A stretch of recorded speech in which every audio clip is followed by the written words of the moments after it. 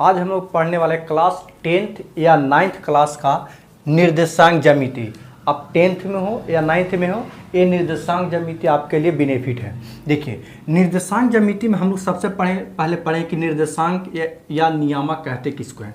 देखिए, निर्देशांक हमेशा समतल के लिए है, ना कि ठोस तल के लिए। वो ठोस तल के लिए आप लोग 11th में पढ़िएगा। 10th और 9th क्लास में हमको समतल के लिए में पढ़ना है। कहता है कि किसी समतल में किसी भी बिंदु का दो वास्तविक मान से दर्शा दीजिए, उसी को कहा जाता है कि यह इस बिंदु का निर्देशांक या नियामक है।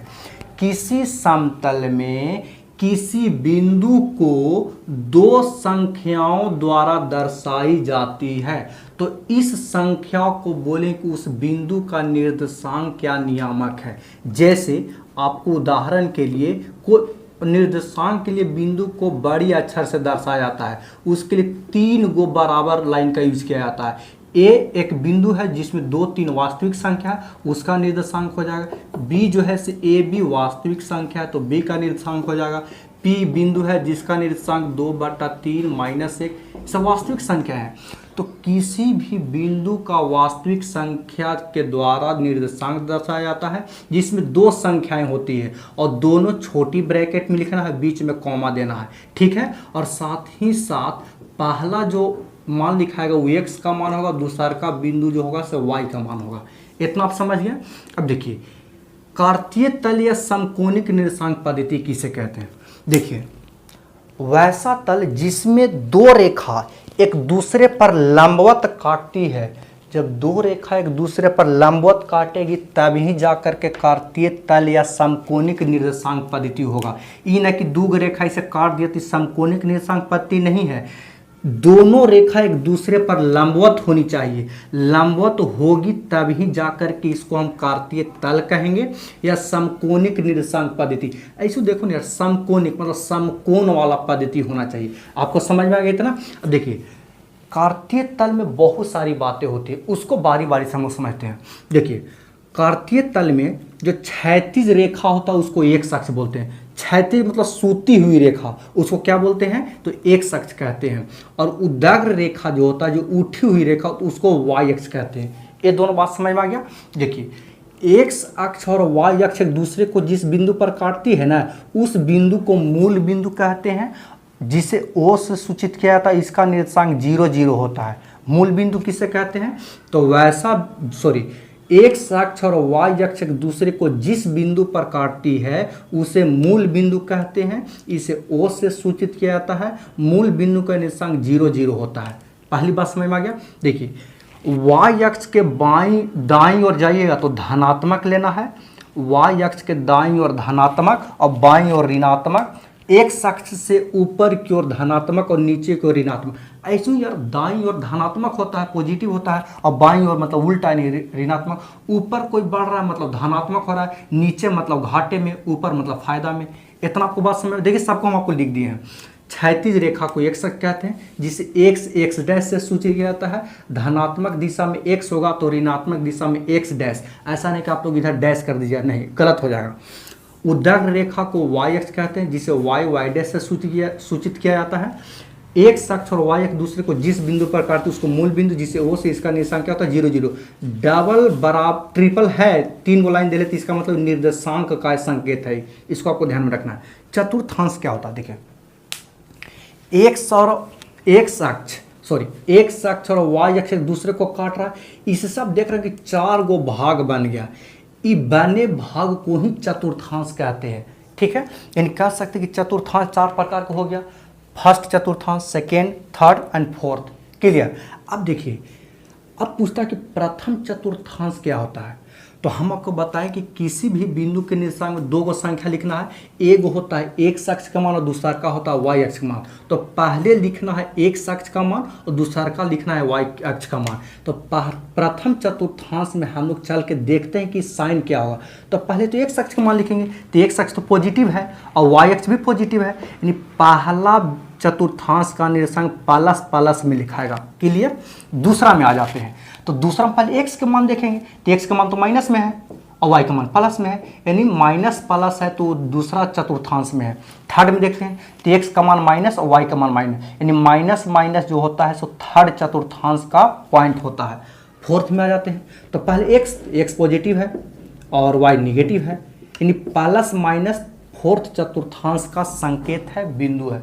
इतना क्लियर। देखिए उसके बाद x अक्ष का जो निर्देशांक होता है, देखो यार इस पॉइंट जो है ना वो मूल बिंदु है। इधर जब बढ़िएगा तो x के मान ना बढ़ेगा, y का मान तो चाहे x अक्ष पर कहीं भी चलिएगा तो y का मान 0 होगा। y का मान लाने के लिए या तो ऊपर जाइए ना तो नीचे जाइए। अगर x अक्ष पर ही बढ़ रहे हैं तो कहाँ ऊपर नीचे जा रहे हैं, तो इस कंडीशन में y का मान 0 होता है। तो x अक्ष पर x का कुछ ना कुछ मान होगा, लेकिन निश्चित तौर पर y का मान 0 हो जाएगा।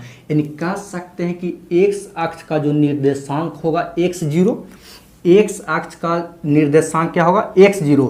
अब y अक्ष पर की बात करते हैं, y अक्ष पर चलिएगा तो y का मान तो निश्चित तौर पर होगा, लेकिन x का मान नहीं, क्योंकि x का मान लाने के लिए या तो बाईं दाईं चलिए नहीं तो बाईं चलिए। हम कहाँ बाईं दाईं चल रहे हैं, सिर्फ y अक्ष पर चल रहे हैं। तो y अक्ष पर चलने के लिए y का मान कुछ ना कुछ होता है, प्लस में माइनस में कुछ भी हो, तो y का मान तो अंतिम में लिखाता है। तो शुरू में x का मान निश्चित तौर पर 0 होगा, यानी कह सकते हैं कि y अक्ष का जो निर्देशांक होगा से 0y होगा। बहुत इंपॉर्टेंट है ये चीज़, एग्जाम में पूछा था।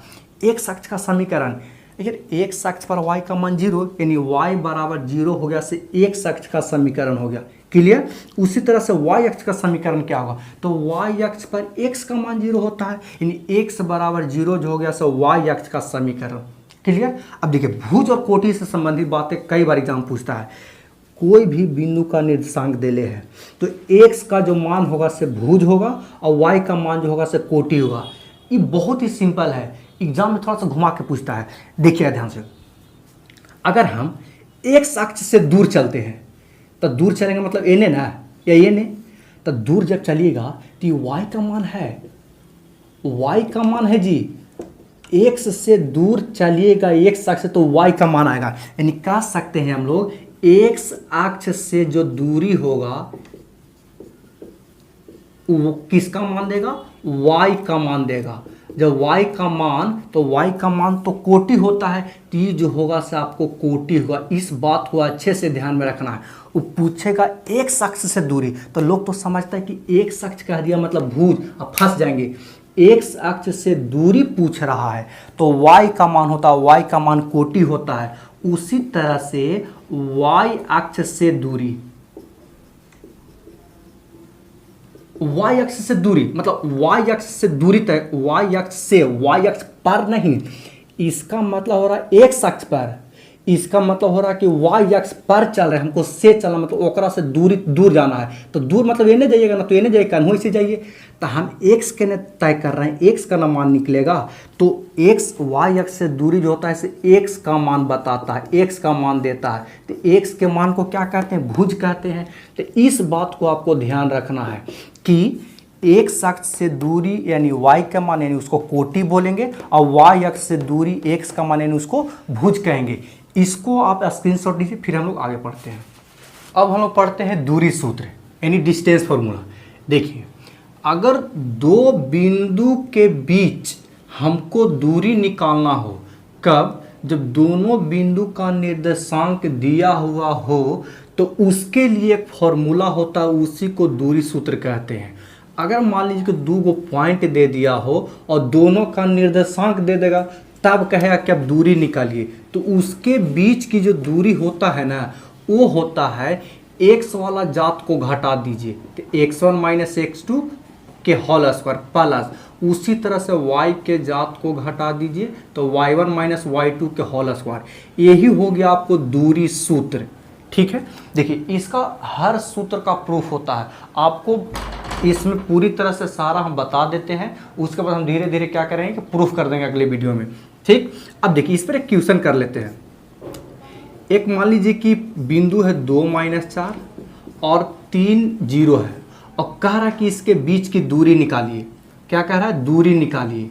तो दूरी निकालने के लिए हम क्या करते हैं, किसी को भी कुछ भी पॉइंट मान लीजिए, चलिए ए इसको मान लीजिए, चाहे ए इसको मान लीजिए, 2 माइनस 4 और b का पॉइंट कितना मान लेना है 3 0।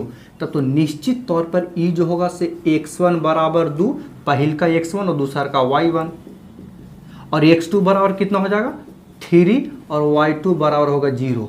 इसीलिए AB बराबर दूरी सूत्र से हम लोग निकालेंगे। तो सूत्र क्या है, रूट अंडर x1 वाला जात के होल स्क्वायर घटा के और y1 वाला जात को घटा के स्क्वायर निकाल दीजिए। तो निकाल लेते हैं। x1 x2 का मान रख लेंगे। तो x1 का मान 2 है, x2 का मान 3 है, तो 2 - 3 के स्क्वायर प्लस y वाला जात को घटाइए तो -4 - 0 के स्क्वायर। अब इसको घटा के निकाल लीजिए। तो 2 में से 3 जाएगा तो -1 के स्क्वायर, और 4 में से 0 तो -4 ही आएगा। तो इसका वैल्यू कितना होगा, तो -1 का स्क्वायर तो 1 होगा, माइनस का स्क्वायर प्लस, और 4 चौके 16, यानी इसका मान आएगा रूट अंडर 17 इकाई में होगा। क्लियर। अब देखिए इसमें एक और पॉइंट आता है, इसी टाइप का आपको 1 नंबर और 2 नंबर का सवाल पूछता है। ठीक, इसमें आता है कि मूल बिंदु से दूरी क्या होगा। मूल बिंदु से आपको कहा जाए कि दूरी निकालिए। ध्यान दीजिए, को मूल बिंदु मतलब वो इसका निर्देशांक तो 0 0 होता है, और एक पॉइंट कोई दे देगा, आप A B P C कुछ भी पॉइंट को मान सकते हैं, उससे कोई दिक्कत नहीं है। पॉइंट मान लीजिए कि x y है, तब कहे कि इसके बीच दूरी निकालिए, तो OA होगा दूरी। ध्यान दीजिए, हम आपको बोले कि x वाले जात को घटा दीजिए, तो x में से 0 घटा के होल स्क्वायर प्लस y वाला जात को घटा लिए, तो y में से किसी को घटे चाहिए, इसमें से इसको घटे चाहिए, इसमें से इसको घटे, उससे कोई फर्क नहीं पड़ने वाला है क्योंकि होल स्क्वायर है। तो इसका कितना 0 है, इसका मान आ जाएगा x के स्क्वायर प्लस y के स्क्वायर। मतलब मूल बिंदु का अगर निर्देशांक हमको मूल बिंदु से आपको दूरी निकालने के लिए कहेगा तो करना क्या है, जो भी बिंदु दे देगा उन लोग के होल स्क्वायर निकाल के जोड़ करके रूट अंडर निकाल लेंगे। जैसे आप ट्यूशन देखिए, आपको दे देगा कि एक बिंदु A है जिसका निर्देशांक दीजिए 3 - 4, तो कहेगा कि मूल बिंदु से इसकी दूरी ज्ञात कीजिए, यानी OA निकालना है। तो आराम से इसको रख देंगे यार, मतलब x को स्क्वायर कर दीजिए और y को स्क्वायर कर दीजिए, जो पॉइंट देता है से कब जब मूल बिंदु कहेगा तब। तो निकाल लीजिए इसको, 3 का स्क्वायर 9 और -4 का स्क्वायर 16, क्योंकि माइनस का स्क्वायर तो प्लस हो जाता है। तो इसका हो जाएगा 25, 25 का वर्गमूल कितना हो जाएगा 5 इकाई। देखिए इकाई का मतलब होता है मीटर, सेंटीमीटर, किलोमीटर। तो चूंकि निर्देशांक में यह स्पष्ट नहीं होता कि मीटर लिखेंगे, सेंटीमीटर की किलोमीटर, इसलिए वहाँ इकाई लिखा जाता है। ये आपको दूरी सूत्र समझ में आ गया, आप इसका स्क्रीनशॉट लीजिए, फिर हम लोग आगे पढ़ते हैं।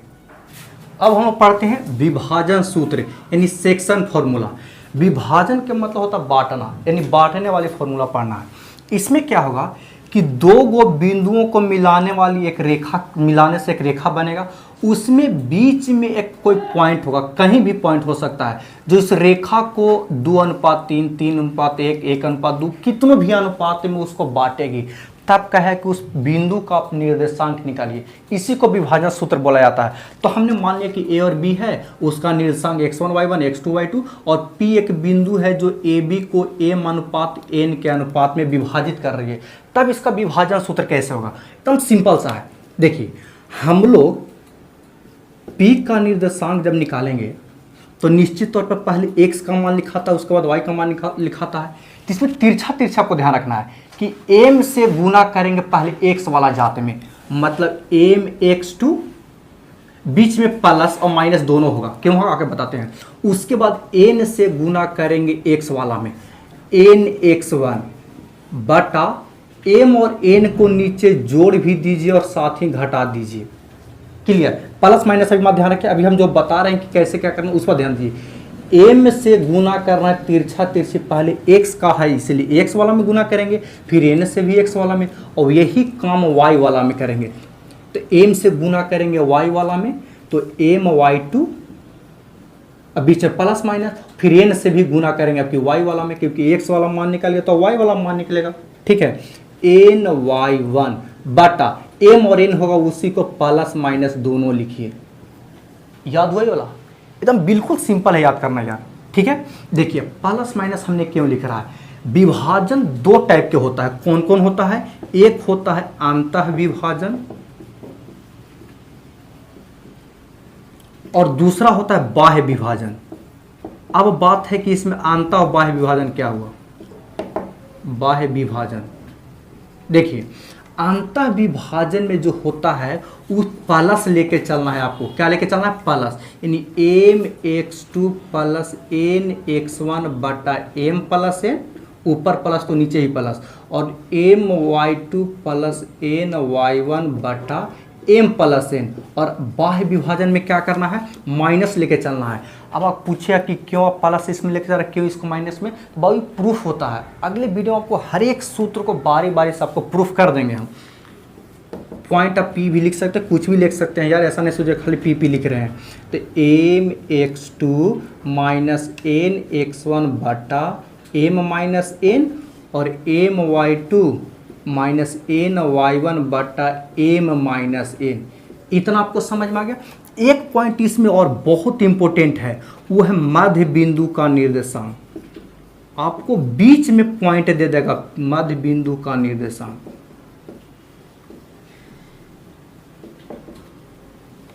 इसमें देखिए कोई एक रेखा है ए बी, इसका निर्देशांक कुछ ना कुछ दे देगा। हम मान लेते हैं x1 y1 है और इसका निर्देशांक x2 y2 है, और बीच में कोई पॉइंट है m, बीच में एकदम दोनों बिंदु से डिस्टेंस इसका बराबर है, तब वो m है जो मध्य बिंदु है, तो इसका निर्देशांक निकालिए। तो देखिए मध्य बिंदु का जो निर्देशांक होगा ना, इसमें क्या करना कि x वाला जात को जोड़िए, यानी x1 प्लस x2 और 2 से भागा दे दीजिए।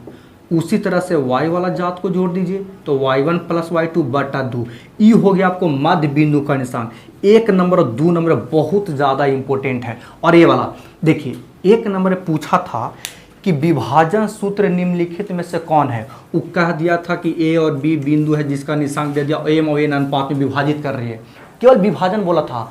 और ऑप्शन ए में ये था, बी में ये था, सी में ये था, और डी में ये वाला ऑप्शन था, लेकिन मारा था इसको। अरे यार वो अंतर विभाजन तो कह नहीं रहा है, तो खरखा बन के बस यही विभाजन सूत्र का है तो प्लस माइनस दोनों लेके चलना है, ना कि केवल प्लस वाला।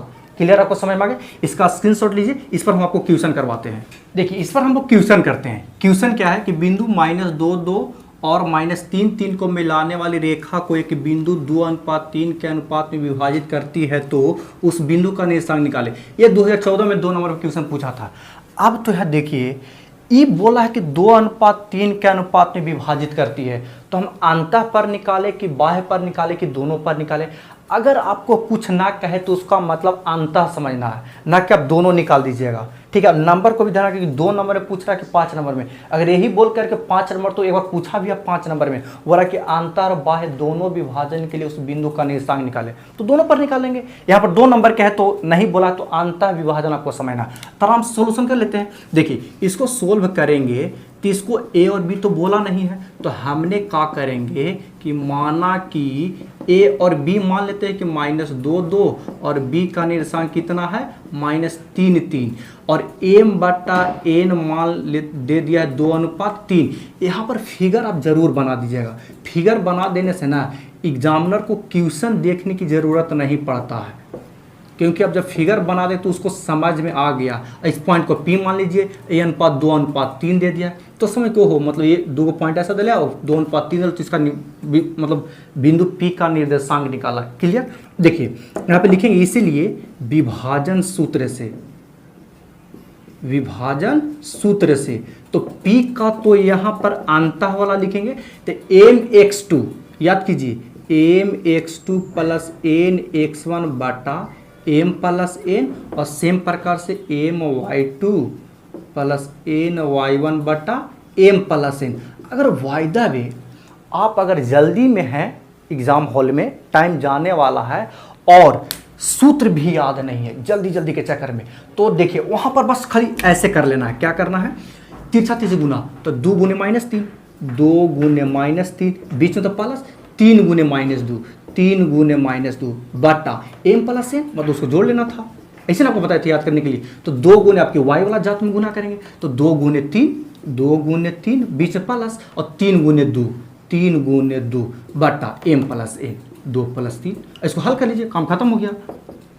तो -6 बटा 5 और 6 + 6 बटा 5, ये जुड़ जाएगा तो कितना हो जाएगा -12 बटा 5, और 12 बटा 5 हो जाएगा। ये हो गया आंसर। ठीक है, आप समझिए। देखिए दो, जैसे यहाँ 3 गो बराबर लिख रहे हैं 2 गो, अगर आप पॉइंट यहाँ दर्शाइएगा तो इसको 3 गो लिखना है, आप पॉइंट नहीं दर्शाइएगा तो 2 गो दर्शाना है। इस समझ में आ गया। अब हम लोग पढ़ते हैं त्रिभुज का केंद्रक यानी सेंट्रॉइड। सबसे पहले जानते हैं केंद्रक होता क्या है। देखिए कोई भी त्रिभुज है, इसके एक शीर्ष से सामने वाले भुजा के मध्य बिंदु तो कहीं ना कहीं होगा। इससे जब रेखा खींचते तो इसको बोलते हैं माध्यिका। क्या बोलते हैं? माध्यिका।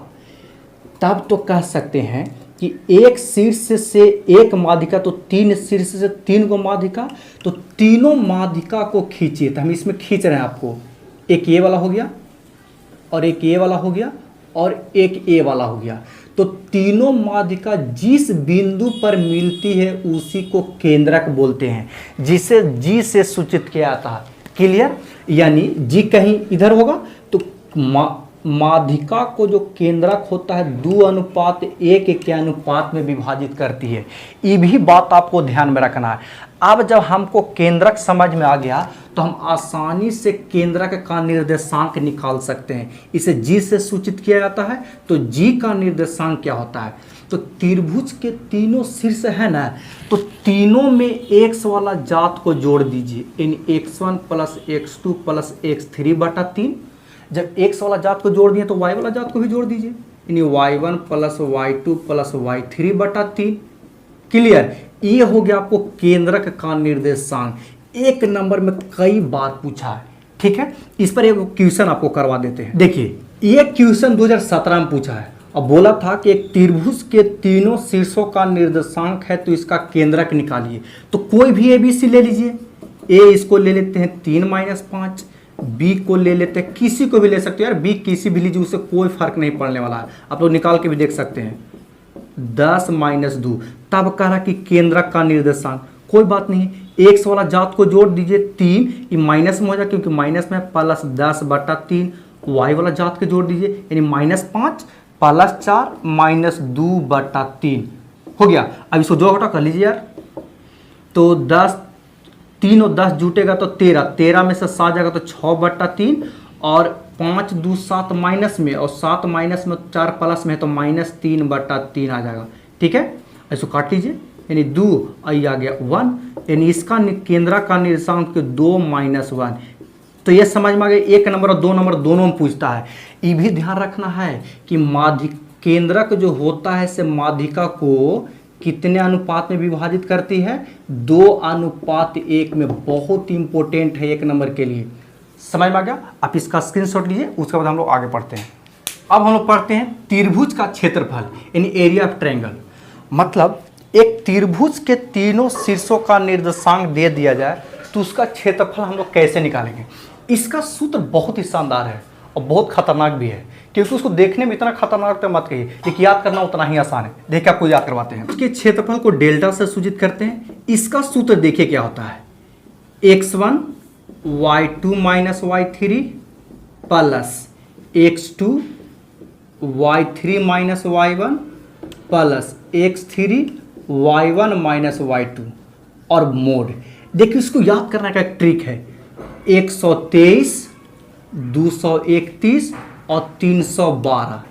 देखिए 1 मतलब, देखिए ध्यान देना है कि ब्रैकेट के बाहर x वाला जात होगा और ब्रैकेट के अंदर जो होगा से y वाला जात होगा और दोनों के बीच में क्या रहेगा? माइनस। बस इस चीज़ को ध्यान में रखते हुए अगर 123, 231 और 312 ध्यान में है तो आप आसानी से फॉर्मूला लिख लीजिएगा। क्लियर? अब देखिए अगर 3 गो बिंदु आपको दे दिया गया है जिसे त्रिभुज बना, लेकिन बोला कि ना त्रिभुज नहीं बनाना, हमरा एक रेखा में रखना है, तब तो बिल्कुल त्रिभुज नहीं बनेगा। उस कंडीशन में त्रिभुज का जो क्षेत्रफल होगा 0 होगा, मतलब डेल्टा का मान 0, यानी कह सकते हैं कि इसका मान 0 होगा तो इसका मान 0 होगा। इसका मतलब ये हुआ कि क्षेत्रफल का सूत्र यही ना हुआ, यानी इसका मान भी 0 आएगा।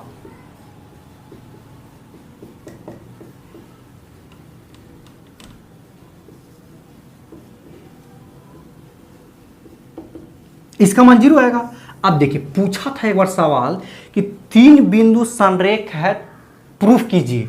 3 गो बिंदु दे दिया था और बोला था प्रूफ कीजिए कि संरेख मतलब एक ही रेखा में होगा, तो उसका क्षेत्रफल निकाल दिया। अगर 0 आ गया तो निश्चित तौर पर वो क्या होगा, संरेख होगा। अगर क्षेत्रफल 0 नहीं आएगा, इसका मतलब क्षेत्रफल तनी मानी भी आएगा, मतलब त्रिभुज बन रहा है।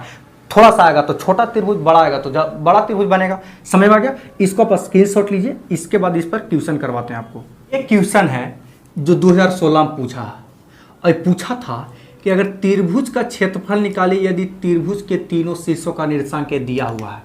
तो देखिए, अगर आपको कंफ्यूजन होगा ना, तो सबसे पहले तो ए बी से आप लिख लीजिएगा कि माना कि त्रिभुज ए बी सी में